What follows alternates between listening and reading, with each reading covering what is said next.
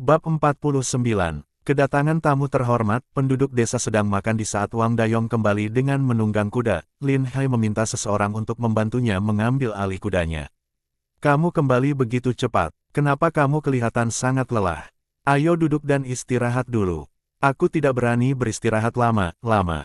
Aku membawa 100 tael perak, aku takut terjadi sesuatu di tengah perjalanan. Wang Dayong mengambil mangkuk dan meminum airnya dalam satu teguk. 100 tak perak, apakah mereka memberimu hadiah? Lin Hai langsung menebak. Kamu benar sekali. Wang Dayong mengeluarkan 10 batangan perak dari pakaiannya, semuanya terbuat dari perak kualitas terbaik. Warga desa yang menyaksikan ini, semuanya menatap dengan mata terbelalak. Ini perak yang bagus, kelihatannya sangat bagus. Awalnya aku sudah menolak dan tidak mengambil uang mereka, tetapi mereka bersikeras agar aku mengambilnya. Dan wanita muda itu juga menyuruh aku untuk memberikan uang ini kepada kamu dan menyerahkan pembagian uang ini kepada kamu. Dia juga menyuruhmu belajar lebih giat lagi dengan uang ini dan berhenti berburu. Kata Wang Dayong, karena itu diberikan kepadamu, maka simpanlah. Simpan uangnya untuk acara makan bersama atau untuk melakukan aktivitas bersama di desa, kita gunakan saja uang ini. Kata Lin Hai, semua warga desa sangat puas setelah mendengar hal ini. Jika semua uang itu dibagikan kepada para pemburu, pasti ada warga desa yang akan iri. Memberikan uang ini untuk warga desa adalah solusi yang terbaik dan tentu saja tidak akan ada yang protes lagi. Dan karena mereka, para pemburu sudah berhasil membunuh 2 ekor harimau, mereka akan mendapatkan banyak uang. Tentu saja para pemburu tidak keberatan. Lin Hai paham bahwa dalam keadaan seperti ini, dan uang imbalan itu sudah diketahui semua warga desa, maka mereka pasti menginginkannya juga. Sebisa mungkin harus bisa mengumpulkan kekayaan secara diam-diam dan tidak memberitahu siapapun. Jika tidak ingin membuat semua warga desa iri, sangat susah menjadi orang yang tiba-tiba kaya di pedesaan. Lin Hai menyerahkan uang itu kepada kepala desa, biarkan kepala desa yang akan membagikan uang itu kepada seluruh warga desa secara adil dan merata. Mereka memberi kita begitu banyak perak, sepertinya orang yang kita selamatkan itu bukanlah orang biasa. Lin Hai berkata, mereka pasti keluarga kaya, rumah mereka luasnya hampir separuh dari desa kita. Dan ada banyak sekali penjaga yang berjaga-jaga, menurutku orang itu pastilah seseorang yang luar biasa. Mungkin dia adalah pejabat tinggi yang menyamar ke sini untuk kunjungan pribadi. Saat Wang Dayong berbicara, dia memberi isyarat dengan tangannya, ada taman di sini dan pohon tua di sana. Derajat tidak mungkin. Kenapa seorang pejabat tinggi harus menyamar untuk ke tempat ini? Lin Hai tidak mempercayainya, tapi melihat kejadian seperti ini, dia sudah pasti bukan orang biasa. Alangkah baiknya jika kamu pergi ke sana. Wanita muda itu terus bertanya tentangmu dan sepertinya sangat tertarik kepadamu. Kiawer langsung menjadi gugup setelah mendengar hal ini. Omong kosong apa yang kamu bicarakan, Wang Dayong? Suamiku tidak akan mau pergi ke sana. Hahaha, apa yang kamu pikirkan? Dia hanya bermaksud baik dan dia tidak akan tertarik dengan orang desa sepertiku.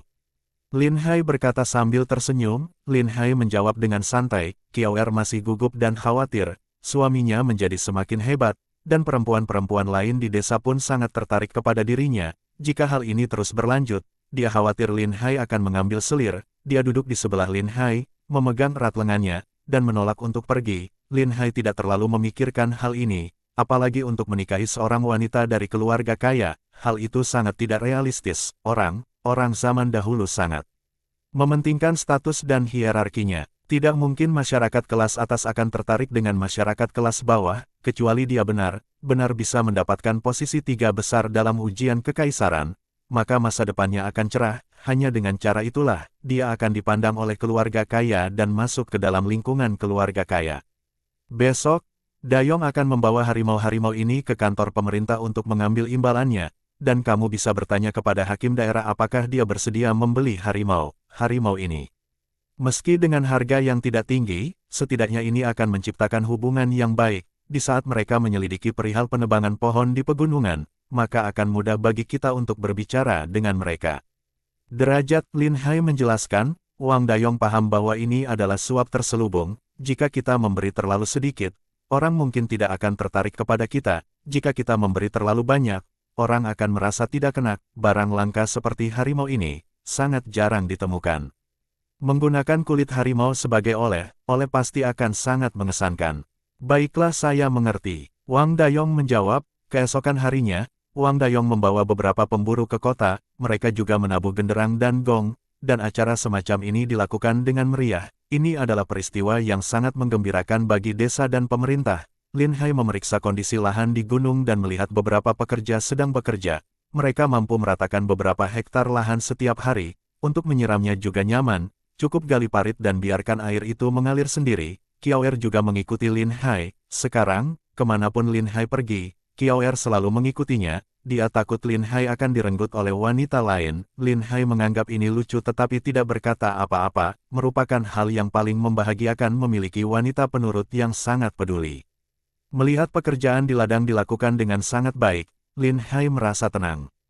Lin Hai tidak hanya memberi mereka gaji dan makanan, tetapi juga berjanji akan memberi mereka 10% dari hasil panen. Hal ini segera memotivasi semua pekerja, dan mereka bekerja lebih keras dari sebelumnya. Tiba-tiba, seorang pemburu datang dan berkata kepada Lin Hai, ada beberapa orang asing datang ke desa kita. Siapa itu? Totalnya ada 7 orang, 2 perempuan dan 5 laki-laki. Saya perhatikan mereka berpakaian cukup bagus dan tidak terlihat seperti orang biasa. Ayo pergi dan lihat siapa mereka. Qiaoer langsung berkata, bukankah Dayong mengatakan bahwa orang yang kamu selamatkan kemarin bertanya di mana kamu tinggal? Mungkinkah orang itu? Itu mungkin. Mereka mungkin menyukai panah otomatis dan senjata api yang kita gunakan. Mereka pasti pejabat pemerintah. Lin Hai tidak terlalu gugup. Karena mereka datang dengan penyamaran, tentu saja masih ada ruang untuk negosiasi. Dia membawa beberapa pemburu ke pintu gerbang desa untuk menyambut mereka. Nona Lin, kenapa kamu bisa ada di sini? Lin Hai menyapa sambil tersenyum. Ini ayahku, Lin Tiangui. Ketika mendengar bahwa aku diselamatkan oleh kamu, ayahku berkata dia ingin mengucapkan terima kasih secara langsung, kata Lin Ruoxue. Tidak perlu begitu, kamu sudah memberi kami imbalan sebesar 100 tael perak kemarin, dan aku masih belum sempat berterima kasih kepada kamu. Kalian datang dari jauh, silakan mampir ke rumahku. Lin Hai mengundang mereka. Lin Tiangui memandang Lin Hai dari atas ke bawah, dan mengakui Lin Hai adalah pria tampan dengan sikap yang sopan. Ekspresi terkejut terlintas di matanya. Dia tidak pernah membayangkan akan ada pemuda berbakat di desa terpencil seperti ini. Ya, aku mendengar bahwa kamu adalah seorang pelajar dan juga memimpin para pemburu untuk berburu. Kamu adalah pria yang berani dan banyak akal, benar-benar berbakat. Lin Tiangui berbicara sambil mengangguk. Bab 50. Raja Hailing. Terima kasih atas pujiannya. Aku tidak sebaik itu. Lin Hai sangat rendah hati. Ketika Lin Hai merasakan aura Lin Tiangui, dia sangat yakin Lin Tiangui bukanlah orang biasa. Mereka berjalan menuju rumah Lin Hai bersama-sama. Mereka melihat jalan ini penuh dengan kereta yang mengangkut batu bata. Lin Tiangui dan teman-temannya semakin terkejut lagi. Ini bukan hanya sebuah desa pegunungan yang terpencil. Ternyata ada industri batu bata di sini. Apakah kamu punya tempat pembakaran batu bata di sini? Lin Ruoxue langsung bertanya. Itu hanya industri kecil-kecilan. Desa kami awalnya sangat miskin. Warga desa banyak yang tidak punya pekerjaan, jadi mereka mencoba mencari uang dengan membuat batu bata. Lin Hai menjelaskan, itu hebat, sungguh hebat. Desa dengan industri seperti ini sudah bisa mencukupi kebutuhan sandang dan pangan semua warga desa. Berjalan lebih jauh ke dalam, mereka melihat banyak rumah bata yang sedang dibangun di desa tersebut, sangat kontras dengan perumahan bobrok yang terlihat sebelumnya. Lin Tiangui sangat kebingungan. Apakah menjalankan industri batu bata bisa sangat menguntungkan? Sungguh menakjubkan melihat banyak orang di desa ini yang bisa membangun rumah baru. Ketika mereka sampai di rumah Lin Hai, mereka melihat halaman dengan 2 pintu masuk dan 2 pintu keluar. Lin Tiangui sangat dengan takjub dan berkata, rumahmu sangat bagus. Haha, kamu terlalu memuji. Desa kami habis dirampok oleh bandit. Mereka tidak mendapatkan uang, jadi mereka membakar rumahku. Aku tidak punya pilihan lain selain berhenti belajar dan memimpin warga desa untuk berburu, demi mencari nafkah. Lin Hai menceritakan apa yang terjadi sebelumnya. Tentu saja, semua detail tentang perang melawan bandit tetap dirahasiakan. Setelah mendengar apa yang diceritakan oleh Lin Hai, Lin Tiangui sangat terkejut. Aku juga pernah mendengar bahwa ada pemburu yang memburu serigala dan harimau, tapi aku tidak menyangka orang itu adalah kamu. Pantas saja kamu tidak takut dengan harimau itu dan berani memburu mereka. Tidak banyak yang bisa kita lakukan. Terlalu sedikit binatang buruan di tempat yang aman. Kita hanya bisa berusaha menjadi lebih kuat dan mengambil risiko pergi ke Gunung Utara untuk berburu. Lin Hai berkata sambil terkekeh. Lin Tiangui menghitung dalam benaknya. Pasti membutuhkan biaya yang besar untuk membangun rumahmu bukan?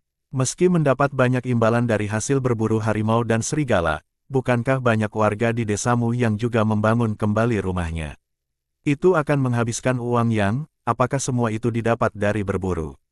Setelah mengatakan ini, Lin Tiangui menatap Lin Hai dengan cermat, suasana tiba-tiba menjadi sangat menegangkan. Lin Hai terkejut. Ada aura membunuh yang kuat datang dari orang ini, hanya mereka yang telah melewati banyak pertempuran yang bisa memiliki aura seperti ini. Para pemburu langsung memegang pisau belati di pinggang mereka, seolah-olah mereka sedang menghadapi binatang buas. Luar biasa, kamu bisa melihat rahasia kami dalam sekejap.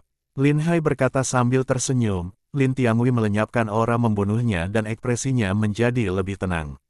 Apakah saya bisa meminta saran dari kamu? Sederhana saja, belum ada seorang pun yang memasuki gunung ini selama ribuan tahun, dan ternyata ada begitu banyak barang berharga di sini. Lin Hai memutar otaknya dan berusaha keras memikirkan jawaban cara menghasilkan uang. Misalnya madu. Kami menemukannya banyak madu saat kami berburu. Sekarang 1 pon madu bisa dijual dengan harga lebih dari 1 atau 2 tael perak, harga yang sangat tinggi. Dan juga banyak tanaman obat di pegunungan, dan kami juga mengumpulkan tanaman ini. Selain itu, jika kita membuat batu bata sendiri, biaya membangun rumah akan jauh lebih murah, belum lagi ditambah dengan uang yang diperoleh dari pembuatan batu bata. Lin Tiangui tidak mudah dibohongi, tapi dia tidak bertanya lagi. Dia mengangguk dan berkata, saya paham. Matanya tertuju pada seorang pemburu. Bolehkah aku melihat busur panah yang kamu gunakan? Baiklah, situ, bawa panahmu dan tunjukkan pada pria ini. Kata Lin Hai. Situ mengangguk, dia menyerahkannya kepada Lin Tiangui. Lin Tiangui mengulurkan tangan untuk mengambilnya, dan semakin lama dia melihatnya, dia semakin terkejut. Panah otomatis yang kalian gunakan ini strukturnya sangat sederhana. Luar biasa, sungguh luar biasa. Siapa yang menciptakan panah otomatis ini? Sebelum Lin Hai bisa berkata apa-apa, Situ sudah menjawab dengan bangga, tentu saja Lin Hai, jika bukan karena senjata ini, kami tidak akan bisa membunuh harimau itu. Aku tidak menyangka bahwa seorang pelajar seperti kamu bisa memiliki kemampuan seperti ini. Saya tidak punya pilihan lagi selain untuk tetap mencari nafkah. Sebelumnya, saya hanyalah seorang pelajar yang tidak berguna. Saya bahkan tidak bisa menggunakan busur dan anak panah, jadi saya berpikir untuk membuat sebuah panah otomatis yang sangat mudah digunakan. Seberapa kuat panah otomatis ini? Ini memiliki jarak tembak sejauh 50 kaki. Lin Tiangui sedikit kecewa setelah mendengar hal ini, hanya bisa menembak pada jarak 50 kaki.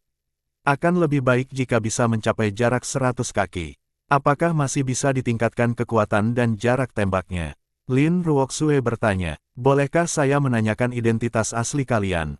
Tampaknya kalian sangat tertarik dengan panah otomatis saya. Apakah kamu seorang jenderal yang memimpin pasukan ke medan perang? Lin Hai bertanya. Lin Hai tidak ingin berpura-pura bodoh lagi dengan mereka, karena mereka sudah mengincar panah otomatis. Sebaiknya gunakan kesempatan ini untuk menjualnya dengan harga yang bagus. Lin Tiangui tersenyum tipis dan berkata, kamu memang memiliki mata yang bagus. Saya Raja Hailing, pernahkah Anda mendengar tentang saya? Lin Hai sangat terkejut. Raja Hailing adalah Marsekal Agung Angkatan Darat, dan semua orang mengenalnya. Dia bisa dikatakan sebagai dewa pelindung perang kerajaan Xia. Bagaimana orang seperti dia bisa datang ke tempat seperti ini? Lin Hai segera berdiri dan memberi hormat. Aku memberi hormat kepada Marsekal Agung. Mohon maafkan penglihatan aku yang buruk, tidak bisa mengenali Anda.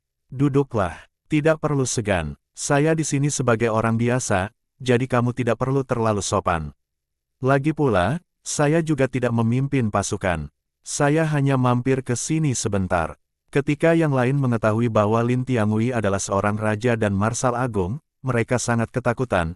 Bahkan ada yang tidak berani bernapas, mereka semua berdiri terdiam di belakang Lin Hai. Kamu bisa membuat panah otomatis ini, bisakah kamu memperbaikinya untuk meningkatkan kekuatannya sesuai standar militer? Mungkinkah Marsekal bermaksud menggunakan panah otomatis ini untuk keperluan militer? Anda tidak perlu memanggil saya Marsekal, panggil saja saya Tuan. Sekarang aku tidak memimpin pasukan. Lin Tiangui menghela nafas, wajahnya benar-benar menunjukkan ekspresi yang suram. Jelas sekali, kehilangan kekuatan militernya merupakan pukulan besar baginya.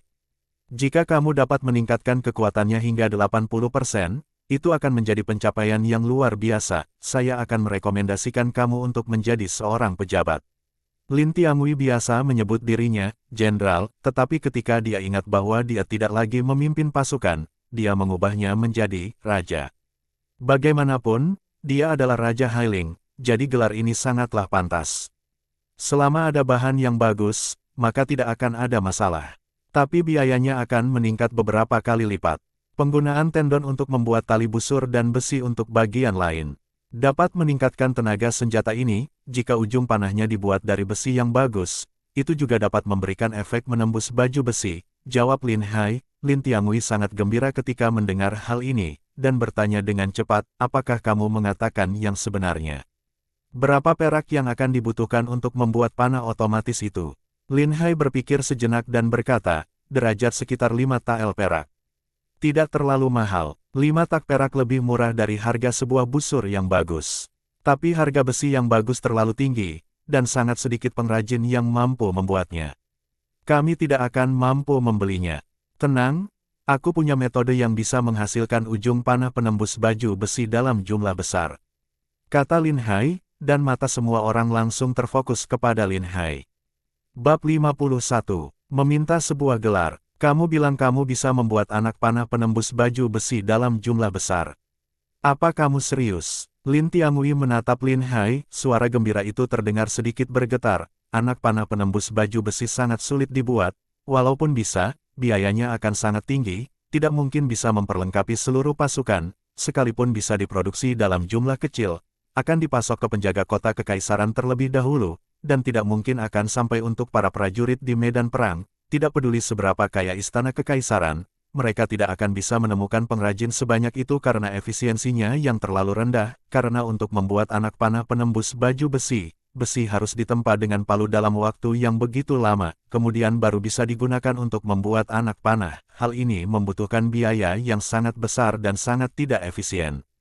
Jika panah penembus baju besi dapat diproduksi dalam jumlah besar dengan biaya yang rendah, maka akan dapat mempersenjatai semua pasukan, dan akan sangat mudah memukul mundur pasukan kavaleri musuh. Pada saat kritis, hal ini akan bisa membalikkan keadaan, karena baju besi negara dan kelompok etnis musuh sangat tebal, sangat sulit bagi anak panah biasa untuk menembus pertahanan mereka, bahkan pedang infanteri pun kesulitan untuk menembus pertahanan musuh. Daxia memiliki wilayah yang luas, dan sangat jarang memenangkan pertarungan saat berkonfrontasi dengan musuh. Alasan mengapa mereka mampu memenangkan pertempuran adalah karena mereka mengandalkan pertahanan tembok kota dan memiliki kekuatan militer yang beberapa kali lipat lebih besar dari musuh. Di masa lalu, Daxia adalah negara yang kuat dan tidak mempermasalahkan hal seperti ini, namun situasinya sudah berbeda sekarang. Dengan pejabat-pejabat pengkhianat yang berkuasa, rakyat hidup dalam kesengsaraan, penerimaan pajak kekas negara semakin menurun dari tahun ke tahun. Negara ini tidak mampu lagi membiayai pengeluaran militer sebesar itu, semakin lama,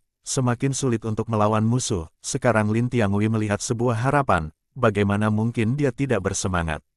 Tentu saja, saya tidak berbual untuk masalah sepenting ini, tentu saja saya yakin bisa melakukannya, hanya saja investasi di awal akan relatif besar, tetapi hasil pada tahap selanjutnya akan sangat besar juga, dan biayanya akan sangat rendah jika dihitung dengan benar, kata Lin Hai. Kalau begitu bisakah kamu menyerahkan metode ini ke pemerintah? Jika itu benar menjadi sebuah pencapaian yang luar biasa seperti yang kamu katakan, pengadilan akan memberi penghargaan kepada kamu. Lin Ruoxue berkata dengan cepat. Benar, jika kamu menginginkan uang, aku bisa memberikan perak dalam jumlah yang banyak. Jika kamu menginginkan posisi pejabat pemerintah, saya juga dapat mempertimbangkannya. Kata Lin Tiangui, saya tidak menginginkan hal-hal seperti itu. Saya menginginkan sebuah gelar. Apakah itu mungkin? Ketika Lin Hai mengatakan hal ini, semua orang pun tercengang, terutama warga desa dan Kiaur. Mereka tidak menyangka Lin Hai memiliki keinginan yang besar dan berani mengajukan tuntutan yang begitu tinggi. Harus diketahui bahwa bisa dianugerahi gelar bangsawan berarti benar sudah memasuki lingkaran bangsawan kekaisaran. Orang awam bahkan tidak berani memimpikannya hal seperti itu. Hanya ada dua cara untuk mendapatkan gelar itu. Yang pertama adalah mengandalkan suksesi turun-temurun dan mewarisi gelar keluarga. Yang kedua adalah memberikan kontribusi yang besar kepada negara, atau bahkan menyelamatkan pemerintahan di saat yang kritis. Hanya dengan prestasi seperti itu seseorang dapat dianugerahi gelar bangsawan. Lin Tianhui sangat terkejut. Dia menggelengkan kepalanya dan berkata, "Saya tidak berani menjamin hal ini kepada kamu.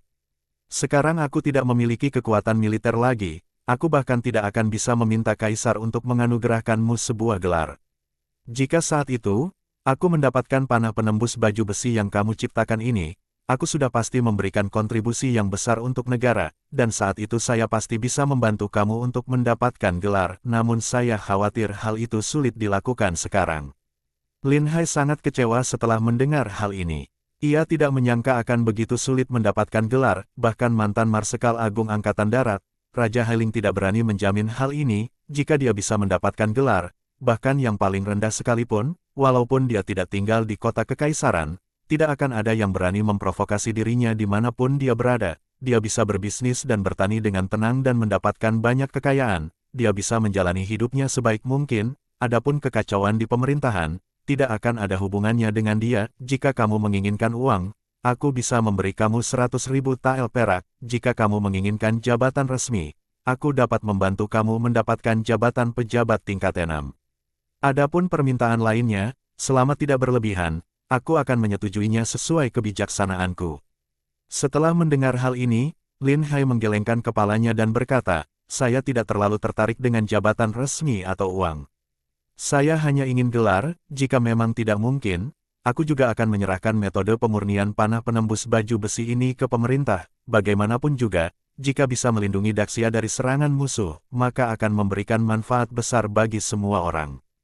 Kata Lin Hai membuat Lin Tianhui kagum. "Aku bisa memberi kamu jabatan dan aku bisa memberikan 100.000 tael perak, namun, demi melindungi masyarakat Daxia, dia rela menyerahkan metode ini untuk pemerintah." Sulit membayangkan kata ini bisa diucapkan oleh seorang sarjana biasa dari desa pegunungan. "Yah, karena kamu tidak menginginkan hal lain, maka aku berjanji kepadamu bahwa aku akan melaporkan kontribusimu kepada kaisar di saat aku punya kesempatan. Saya akan mencoba yang terbaik untuk mendapatkan gelar untuk kamu." Lin Hai sudah kecewa, tetapi setelah mendengar kata-katanya, harapannya menyala kembali. "Terima kasih banyak, derajat. Oh, aku punya pertanyaan lain. Bisakah aku mengumpulkan semua prestasiku dan menunggu sampai saatnya mereka memberiku sebuah gelar?" "Yah, itu sangat mungkin. Apakah masih ada cara lain agar kamu bisa mendapatkan prestasi yang lebih besar daripada panah penembus baju besi ini?"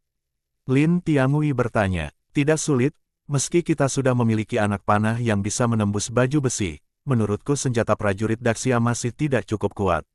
Kalau saja kita bisa membuat pedang yang bisa memotong baju besi musuh akan tidak berguna karena kita bisa memotongnya dengan mudah. Bisakah itu dianggap sebagai prestasi besar?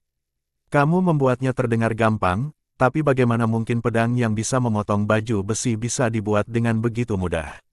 Aku khawatir tidak akan ada senjata di dunia ini yang bisa memotong baju besi dengan mudah. Jika kamu bisa menempa pedang seperti itu, kita tidak perlu memberikannya kepada seluruh pasukan, bahkan jika kamu bisa menghasilkan 5.000 buah saja, aku jamin kaisar akan memberimu sebuah gelar." Lin Tianhui merasa bahwa Lin Hai hanya sedang berbual, hanya ahli senjata legendaris yang bisa menempa pedang yang bisa memotong baju besi. Ada beberapa pedang yang kualitasnya sudah sangat bagus, namun tetap tidak mampu memotong baju besi. Lin Hai tersenyum dan berkata, "Selama kamu menggunakan metode penempaanku, aku jamin kamu bisa menempa pedang yang bisa memotong baju besi. Dan aku juga bisa menjamin bahwa biaya pembuatan pedang itu tidak akan melebihi dari 100 tael perak." Kali ini, tidak hanya Lin Tianhui yang terkejut, namun Lin Ruoxue pun merasa itu sangat tidak masuk akal. "Lin Hai, ada beberapa hal yang tidak bisa kamu katakan dengan seenaknya. Setelah berita ini dilaporkan dan kamu gagal melakukannya, kamu harus tahu bahwa menipu kaisar adalah kejahatan serius. Bukan saja tidak akan mendapat imbalan apapun, tapi aku khawatir kamu tidak akan bisa menyelamatkan nyawa seluruh keluargamu. Aku benar-benar tidak berbual. Bagaimana kalau aku membuatkan pedang untukmu dulu dan kamu bisa membuktikannya dulu? Dan ku dengar persediaan besi di Daxia sangat terbatas juga, sebab cara peleburan besi saat ini masih sangat kuno. Aku tahu metode peleburan besi yang efektif. Dengan satu tungku, aku bisa melebur ratusan ribu pon besi olahan dalam 1 tahun. Bersambung,